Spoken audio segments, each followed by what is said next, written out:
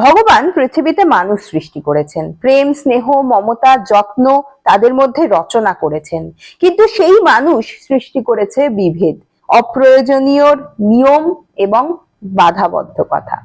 অদ্ভুত ভাবে এই নিয়ম পালন করার ভারও আবার মানুষ দিয়ে দিয়েছে মেয়ে মানুষের ঘাড়ে, তাও ভগবানেরই নামে।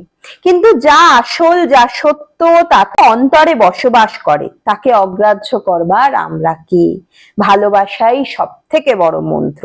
তার প্রমাণ পুতুল ও প্রতিমা গল্পগ্রন্থের সাগর সঙ্গম গল্পটি।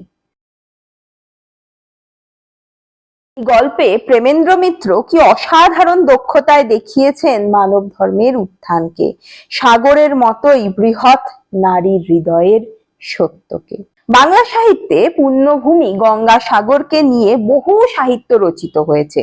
বলা হয় এই বহু লোকসঙ্গমে মানুষ যেরকম ভাবে হারিয়েও যান, আবার কেউ কেউ খুঁজে পান নতুন কোনো সম্পর্ক। সাগর সঙ্গমও তাই।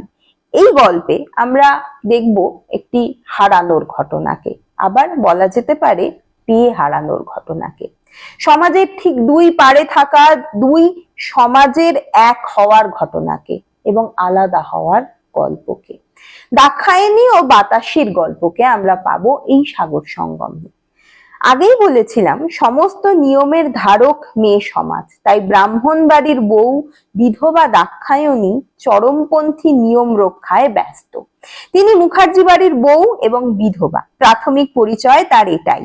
তিনি সর্বতোভাবে সব রকম নিম্নবর্গীয় ছোঁয়াকে এড়িয়ে চলেন। তার ভয়ানক আত্মসংযম যা কিনা তার মতে গর্ব সাপেক্ষ। এমন মানুষের পুণ্য লাভের ইচ্ছায় সাগর যাত্রাকে ঘিরে গড়ে উঠেছে এই গল্পের প্লট। প্রথম থেকেই দেখি যে নৌকায় তারা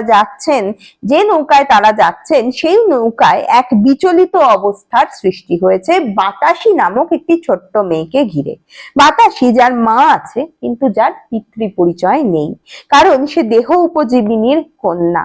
তার বড় হয়ে ওঠার ক্ষেত্র সাধারণ নয়, তাই ছোট থেকেই তার চাল চলন কথাবার্তা রুক্ষ ও সভ্য সমাজের উপযোগী নয়, তাই তাকে ঘিরে খুব সমস্যা।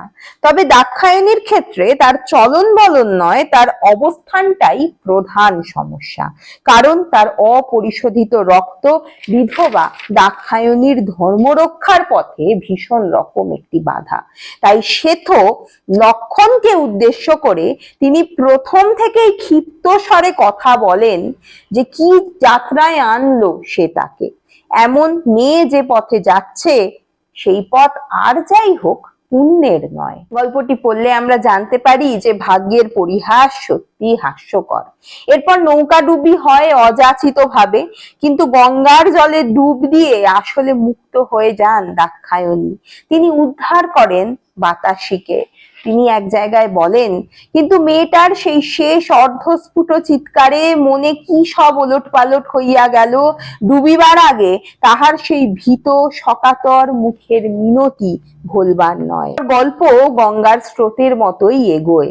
তাদের যারা বাঁচিয়েছিল তারাই তাদের সম্পর্ক স্থাপন করে মেয়ে ও মা হিসেবে, কারণ দাক্ষায়ণী নাকি এমন ভাবে চেপে ধরেছিল বাতাসির কাপড় যেভাবে একমাত্র মায়েরাই ধরতে পারে। দাক্ষায়ণীর কথা কেউ শোনে না এরপর, কিন্তু বহু দ্বন্দ্ব, দ্বিধা, গা শিরশিরে ঘেন্না সমস্ত কিছুকে পেরিয়ে এবার দাক্ষায়ণী ধীরে ধীরে মা হয়ে ওঠেন, বাতাসির মা হয়ে ওঠেন।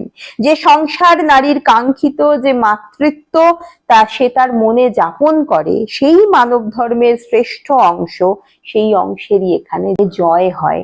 তুমি থেকে কখন যে দাক্ষায়ণী বাতাসিকে তুই বলে সম্বোধন করতে শুরু করেছেন এবং শীতের গরম কম্বলের মতোই আপন করে নিয়েছেন প্রচন্ড নিয়ম পালন করা দাক্ষায়ণী, আমরা কেন দাক্ষায়ণী নিজেও বুঝতে পারে না। আর বাতাসি সে সত্যই এবার মা পেয়েছে।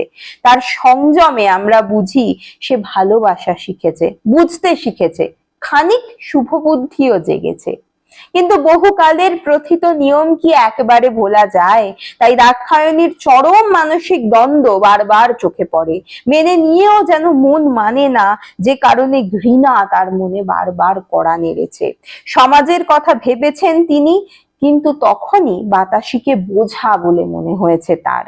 এমনকি এক এক সময় অতিষ্ঠ হয়েছেন, যে বাতাসির জ্বর হলে তিনি ডাক্তার দেখাচ্ছেন, সেই বাতাসিরও আবার মৃত্যু কামনা করেছেন কখন। কিন্তু আমরা বুঝি এই মৃত্যু কামনার কারণ সামাজিক ভয়।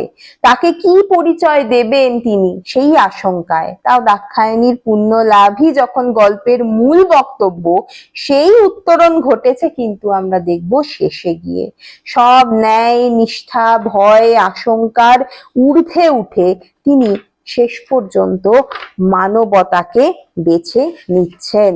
একদম শেষে গিয়ে আমরা দেখতে পাচ্ছি যে দাক্ষায়ণী এক জায়গায় বলছেন, সমস্ত সংস্কারের চেয়ে যাহা পুরাতন, সমস্ত ধর্মের অপেক্ষা যাহা প্রবল, সেই মাতৃত্বের বিপুল আকাঙ্ক্ষার প্লাবনে তাহার মনের সমস্ত সংকীর্ণ সীমার বেড়া তখন ভাঙিয়া ভাসিয়া গিয়াছে। বিধাতার কাছে বারবার আকুল ভাবে বাতাসির জীবন ভিক্ষা চাহিয়া তিনি মনে মনে বলিয়াছেন, বাতাসি তাহার বাঁচুক, তাহাকে লইয়া সমস্ত সংসারের নিন্দা অপবাদের বোঝা তিনি নির্ভয়ে মাথা পাতিয়া লইবেন। শ্বশুর বাড়িতে স্থান না হয়, তিনি তাহাকে লইয়া তাহার বাপের বাড়ি বা যেখানে খুশি চলিয়া যাবেন, কিন্তু আগে সে বাঁচুক। তাও মৃত্যু হয়েছে শেষে বাতাসির। একদম শেষে ভগবান তার উন্নতি সাধন যেমন করেছেন, তেমনি তার মুক্তিও যে হয়েছে আমরা তা বুঝি শেষে বাতাসির মৃত্যু হলে নিজের পরিবারের পরিচয় বাতাসিকে দানের মাধ্যমে। সাগরের পুণ্য ক্ষেত্রে সবাই নিজের পাপ ধুয়ে পুণ্য অর্জন করে ফিরে যায়। দাক্ষায়ণীর তাই হয়েছে। প্রথমে পাপী বলে মনে হয়েছিল, তার মাধ্যমেই জীবনের সর্বোত্তম পুণ্য অর্জন করেছেন দাক্ষায়ণী। সাগরের দিকে অসংখ্য মানুষ যাত্রা করেন, কখনো কেউ কাউকে হারায়, কখনো মিলে যায়। মিলিত হওয়াই সঙ্গম, যেখানে কোনো ভেদ নেই। সাগর মিলিত করেছে মা ও মেয়েকে। তাই সব ধর্মের চেয়ে বড় ধর্ম যে ভালোবাসার ধর্ম, সেটাই প্রধান হয়ে উঠেছে সাগর সঙ্গম গল্পে। তার সঙ্গে এই নামের মধ্যে, সাগর সঙ্গম, এই নামের মধ্যে যে বিশালতার চিত্ররূপ রয়েছে, সেটাও সার্থকভাবে প্রতিফলিত হয়েছে প্রেমেন্দ্র মিত্রর লেখা এই অসাধারণ গল্পে। আশা করি এই গল্পটির আলোচনা আমি আপনাদের সামনে তুলে ধরতে পারলাম খুব সংক্ষেপে। ভালো লাগলে আমাকে কমেন্ট করে জানাবেন। অন্য কোনো বিষয়ে আলোচনা শুনতে হলে সেটাও জানাতে পারেন। ভালো লাগলে একটা লাইক করে দেবেন, আর উৎসাহিত করতে সাবস্ক্রাইব করতে ভুলবেন না। আজ এই পর্যন্তই, ধন্যবাদ।